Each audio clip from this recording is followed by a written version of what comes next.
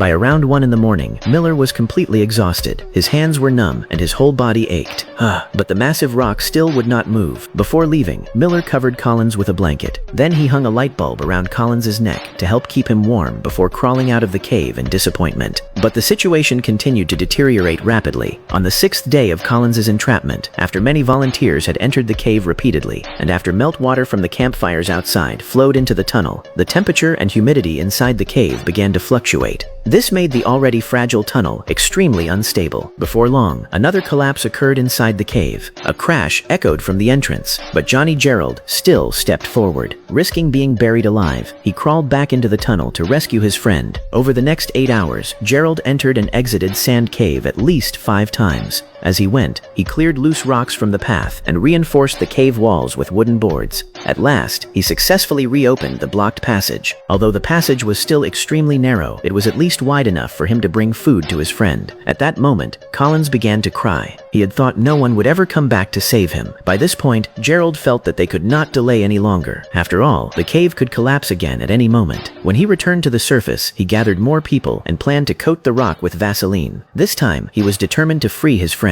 But when Gerald entered the cave again, he was stunned. The ceiling had collapsed even more severely. Loose rocks, sand, and mud had completely blocked the passage. Gerald shouted toward the inside, but all he heard was Collins's weak voice answering back. Seeing that his friend's condition was getting worse, Gerald tried to keep clearing a path, but the rocks above seemed endless. As soon as he cleared one section, more debris collapsed from overhead. At one point, a large rock struck him directly in the back.